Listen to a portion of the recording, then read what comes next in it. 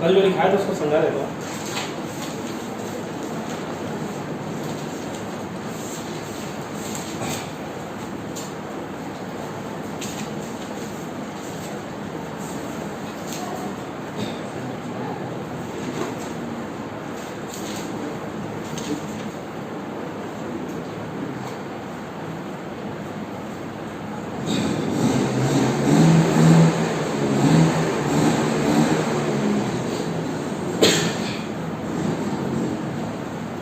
पाप का घड़ा भी तब फूटता है बोलते हैं जब वो पूरा बढ़ता है ना, उससे पहले वो धीरे धीरे धीरे धीरे बूंद बूंद बूंद बूंद करके बढ़ते जाता है। ठीक वैसे भी 1857 का विद्रोह भी इसी का नतीजा था।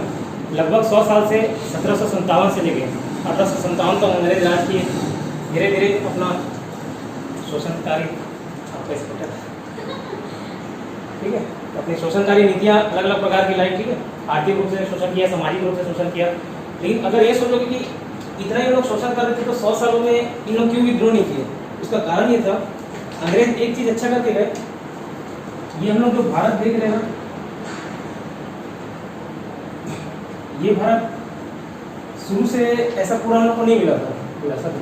यहाँ शुरुआत से देख लो, जब मौर्य साम्राज्य देखोगे है ना, चाणक्य सुने होंगे, चाणक्य, अशोक, चंद्रगुप्त, उस समय भी ये 16 अलग अलग महाजनपदों में बटा था, 16 महाजनपद में।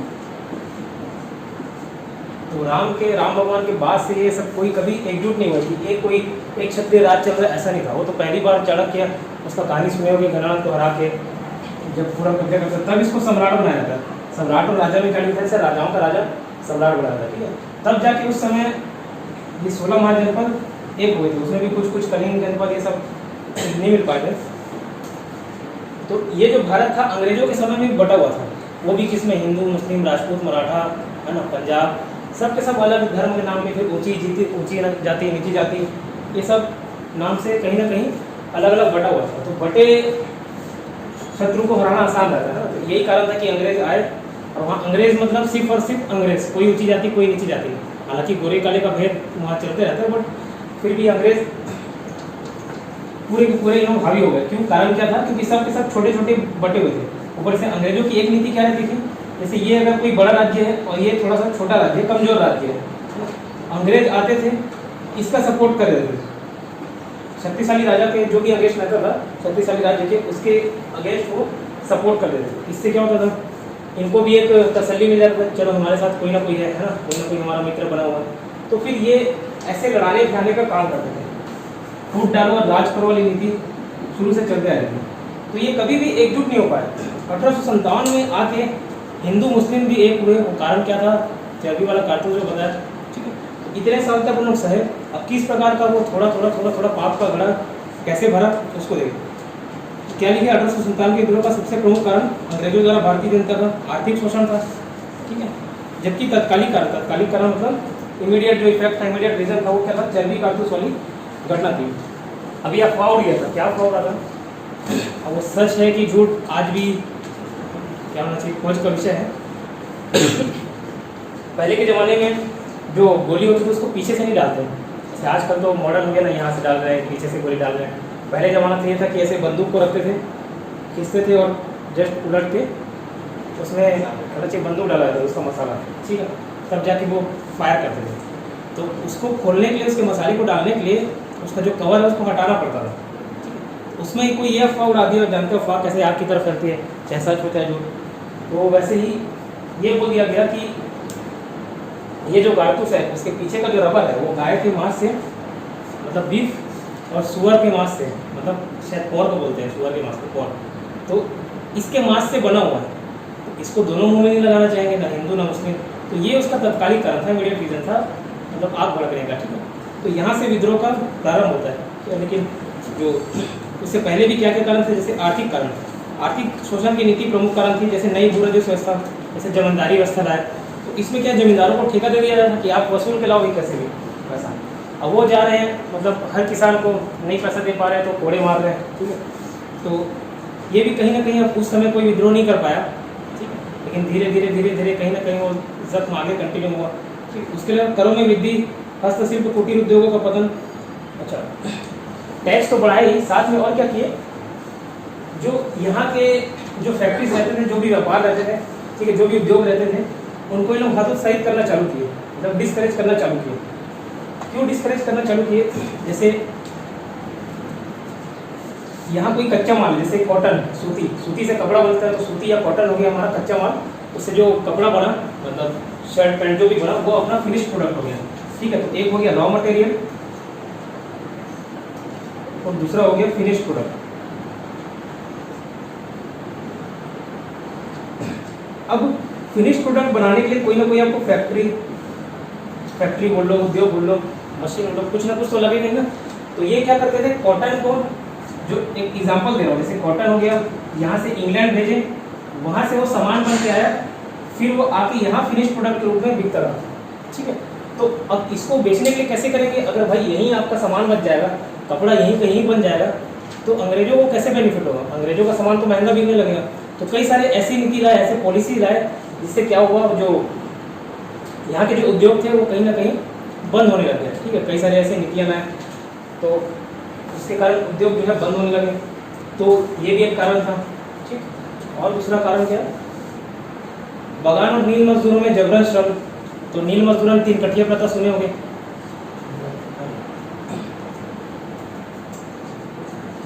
आगे चल के एक और नील युद्ध होता है 3 कठिया प्रथा, जिसको महात्मा गांधी इंटरफेयर करते हैं उसमें।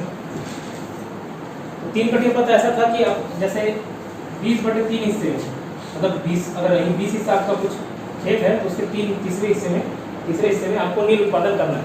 तो पहले के ज़माने में जैसे कपड़े को रंगने के लिए नील, जैसे उजाला नील रहता है ना, तो वो नील उपयोग में लाया जाता था। उसमें ज़बरदस्ती उन लोगों को मजबूर किया जाता था कि आप खेती करिए।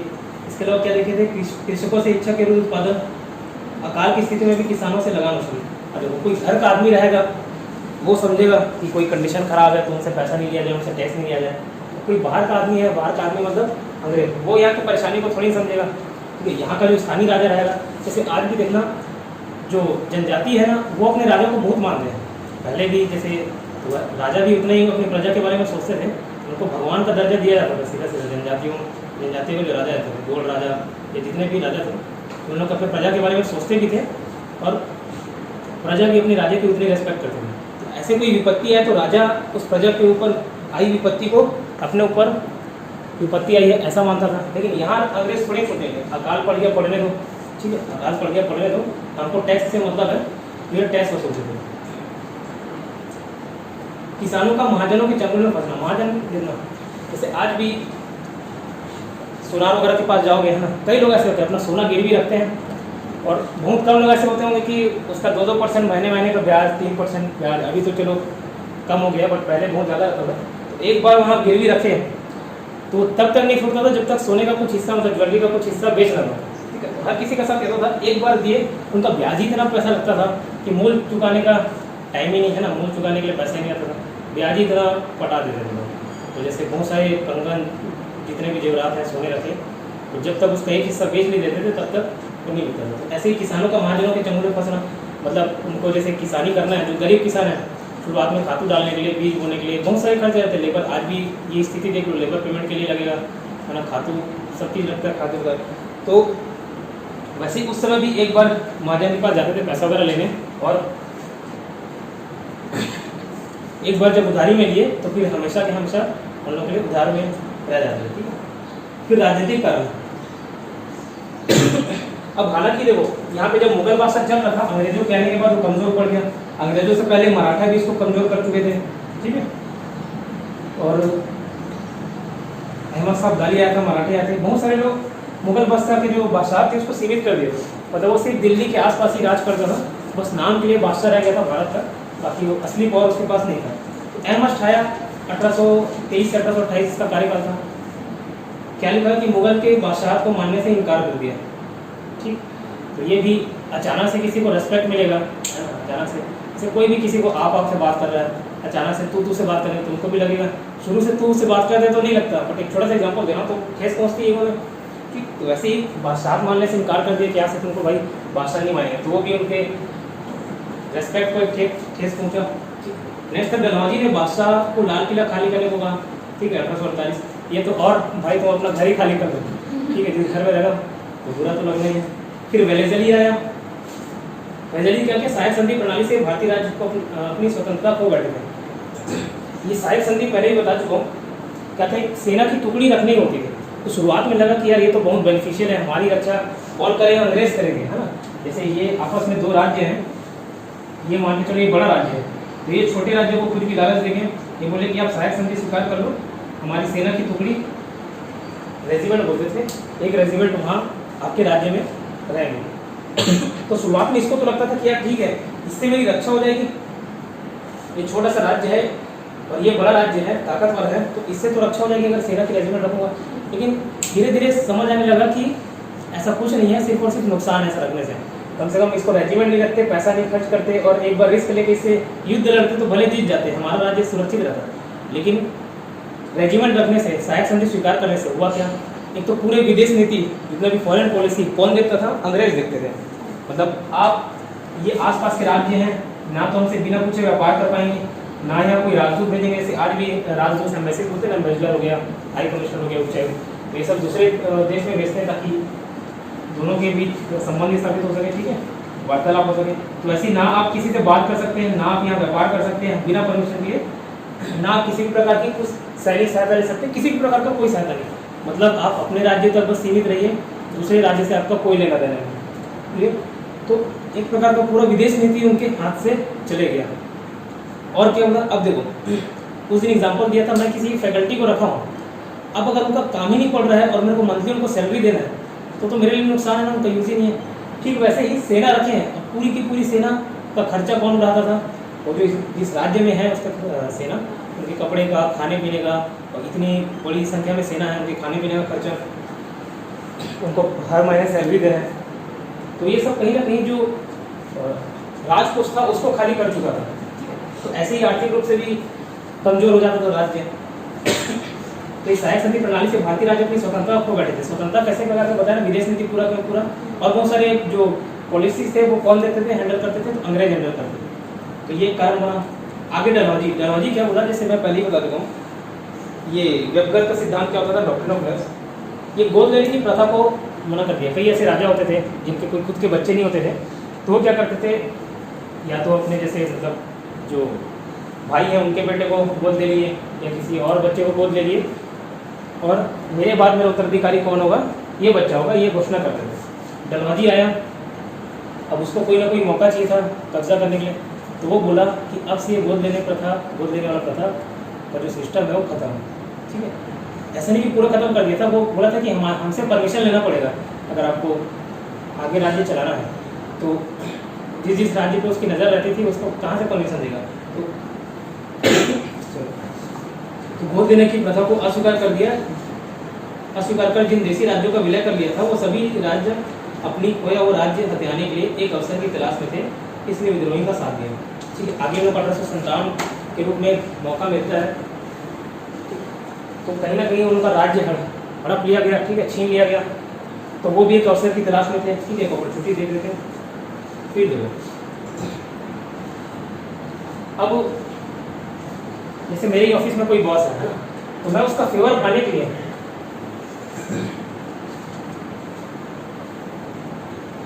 जैसे अपने सीएमओ का एग्जांपल देता हूँ। जो शुक्ला साहब थे ना, उनके पास क्या ऑल्टो गाड़ी थी, मेरे पास i20 थी, तो कहीं भी जाना है उनको तो मेरा कार यूज़ करता था। मैं बोला ठीक है चलो फेवर मिलेगा, उनका फेवर मिलता भी था मेरे को। मेरा ऑफिस टाइमिंग 10:30 बजे, अब जानते हो सरकारी नौकरी में बॉस लोग कितने बजे आते हैं, तो बॉस लोग आते थे 2 बजे, 2 बजे आते थे, 4 बजे निकल जाते थे। फिर 2 घंटे में उनसे मुलाकात करना है, कुछ काम करना तो किए, नहीं तो नहीं किया। तो अब मैं पहले 10:30 बजे का मेरा ऑफिस टाइम में रहता था, 11:30 बजे जाता था।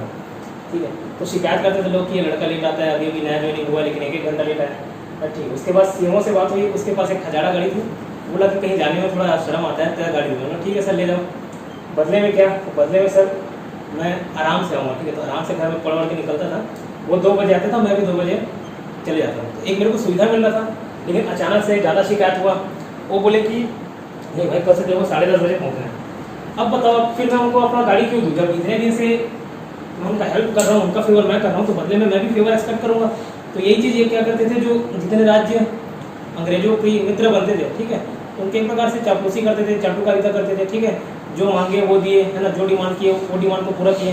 तो अब ये बताओ, जब वो इतना डिमांड पूरा कर रहे हैं तो बदले में भी कुछ एक्सपेक्ट करेंगे, ठीक है। तो ये चीज़ अवध के साथ नहीं हुआ। अवध का राज्य विलय कर लिया गया।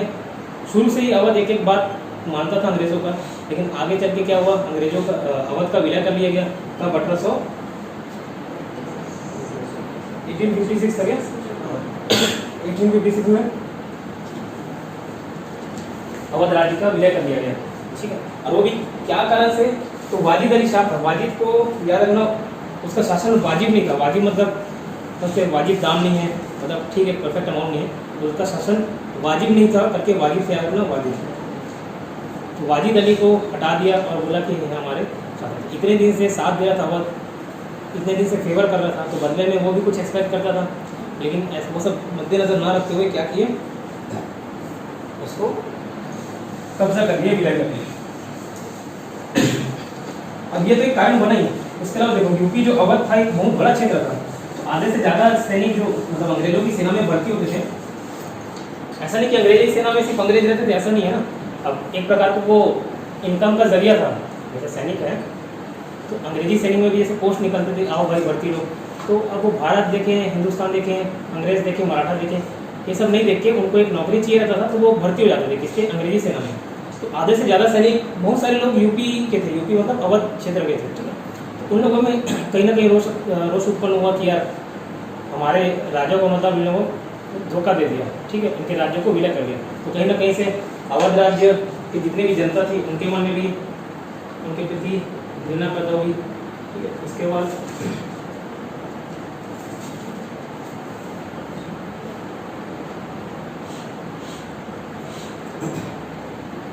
दत्तक पुत्र मतलब क्या होता है जानते हो?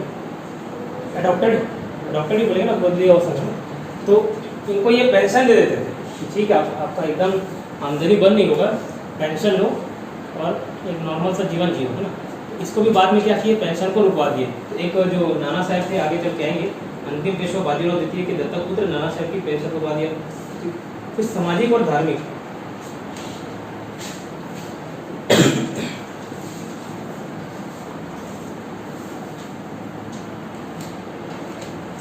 अभी देखना कहीं ज़्यादातर ईसाई मशीनरी अगर कहीं ऐसा होता है कि ईसाई धर्म का प्रचार प्रसार करती हैं, खासकर ईसाई मिशनरियाँ रहती हैं, वो प्रचार प्रसार करते हैं अपने धर्म का, है ना। तो अगर कोई एकदम कट्टर हिंदू रहता है, अगर देख लेते हैं ना, तो फिर मारपीट तो उतार हो जाते हैं लोग कि कैसे धर्म परिवर्तन करा लो जबरदस्ती। लेकिन तो समाज में इतना कुरीतियाँ व्याप्त थी, खास करके जातिवाद, ठीक है। तो खास करके हिंदू धर्म में ST SC OBC जनरल अभी जैसे बांटा गया, ऐसी ऊंची जाति, निचली, ब्राह्मण, क्षत्रिय, वैश्य, शूद्र, ठीक है, इतना छुआछूत की भावना थी। तो ये बताओ, किसी धर्म में अगर मेरे को अपने ही धर्म में, हिंदू धर्म में मेरे को इज्जत नहीं मिलेगा, तो मैं हिंदू धर्म क्यों मानूँ, ठीक है। हिंदू धर्म में मेरे को रेस्पेक्ट नहीं मिल रहा है, मैं मतलब किसी घर के, मेरे घर का कोई खाना नहीं खाएगा, मेरे हाथों से मतलब कोई पानी नहीं पिएगा, ठीक है। मैं किसी कुएँ में जाके पानी निकाल लिया तो वो कुआँ अशुद्ध हो गया, उसके बाद जैसे सैनिटाइजर छिड़कते हैं वैसे उसको पाठ पूजा कराया जाता, तब जाके वो शुद्ध होता था। तो इस प्रकार का इतना, इससे बहुत मतलब अत्याचार होता था निचली जातियों पे, ठीक है। तो वो क्यों दूसरे धर्म को नहीं अपनाए, ठीक है। तो ऐसे जो थे, ऐसे जो नीचे तबके लोग थे, समाज से बहिष्कृत लोग थे, उन लोग क्या किए, दूसरे धर्म अपनाना चालू किया। तो 1813 का एक चार्टर एक्ट आता है, 1773 का रेगुलेटिंग एक्ट, 1800 उसके बाद 93 का रेगुलेटिंग एक्ट, फिर हर 20-20 साल में आता था। उसी में ये 1813 का एक्ट आता है, उसमें ईसाई मिशनरियों को भारत आने की अनुमति मिली, ठीक है, भारत आने की अनुमति मिली और लोग फिर ईसाई धर्म का प्रचार प्रसार करते थे। तो कहीं ना कहीं जब ऐसे उनको दुत्कारा जाता था, ठीक है, लताड़ दिया जाता था नीचे जाति के लोगों को, लेकिन जब वो ईसाई धर्म में कन्वर्ट होने लगे तब हिंदू धर्म वाले लोगों को प्रॉब्लम हुई, ठीक है, जो कट्टर हिंदू थे उनको प्रॉब्लम हुई। तो उसके अलावा क्या करते थे, हर शिक्षण संस्थानों में लिखा हुआ, अस्पतालों में, बाजारों में, जेलों में खुलेआम ईसाई धर्म की खूबियों पर बात होने लगी, ठीक है। उनके खूबियों पर बात होती थी और हिंदू धर्म की बुराइयों पर बात होती थी। इससे कहीं ना कहीं लोग चिढ़ने लगे, ठीक है। उसके आगे उसके अलावा देखो कई सारे चीज़ ऐसे हैं जहाँ अंग्रेज थोड़ा सा एडवांस थे, एडवांस नहीं बोलना चाहिए, उनके जो कल्चर थे वो अलग है। जैसे हम लोग बैठ के खाते हैं, ये बैठ के खाने वाला सिस्टम वहाँ अंग्रेजों से मतलब मॉडर्न यूरोपियन कंट्रीज में रहती थी। यहाँ चाहे ऊंचे से ऊंचा आदमी, नीचे से नीचा आदमी, चाहे प्रजा हो चाहे राजा हो, नीचे बैठ के खाते थे, ठीक है। भले उनके पकवान अलग हो सकते हैं, लेकिन वो बैठ के ही खाते थे जमीन में, है ना। लेकिन वहाँ का सिस्टम अलग रहता था। तो ये सब कल्चर को जमीन में बैठ के खा रहे हैं, तो ये सारी चीज़ें उन लोग क्या है असभ्य मानते थे लोग, कैसे किस टाइप के लोग हैं। अब कई लोग का पहनावा जान लो, जैसे धोती वोती पहन लिए, ठीक है, ऊपर कुछ पहने नहीं, जैसे आगे चल के महात्मा गांधी उनका पहनावा ऐसी था धोती। उसको एक व्यक्ति थे, वो क्या बोले, अर्धनग्न फकीर, मतलब आधे नग्ने रहते हैं, ठीक है, आधे नग्ने रहते हैं, वो फकीर है, ये कहा गया, ठीक है। तो बहुत लोग का ड्रेसिंग सेंस ऐसी रहता था। आज भी साउथ इंडिया में इतना लुंगी पहने रहते हैं, तो उनका कल्चर है, वैसे ही पहनावा हो रहा हुआ है। तो ये सब उन लोगों को क्या है, एक नीची नज़र से देखते थे, है ना, उनको असभ्य मानते थे। तो ये अपना जिम्मेदारी उठा लिए कि क्या ये अंग्रेजों जो भारतीय हैं उनको सभ्य बनाना है। तो कहीं ना कहीं से चोट लगेगा, अगर आप मेरे को बार बार देहाती गवार देहाती गवार देहाती गवार बोलोगे तो कहीं ना कहीं से बुरा तो लगेगा ना। तो ये एक कारण बना। उसके अलावा Indians and dogs are not allowed, ठीक है, तो ये भी एक कोई भी पढ़ेगा तो बुरा लगेगा ना, ठीक है। उसके बाद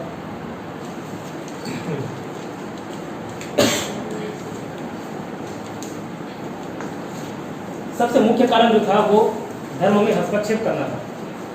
हर चीज़ बर्दाश्त कर लेते थे, खास करके हिंदू धर्म, या हिंदू धर्म की बात नहीं है, कोई भी धर्म के लोग हों, धर्म के नाम पे अगर कोई हस्तक्षेप करता है तो हर कोई सब खून खोल उठता है, ठीक है। आगे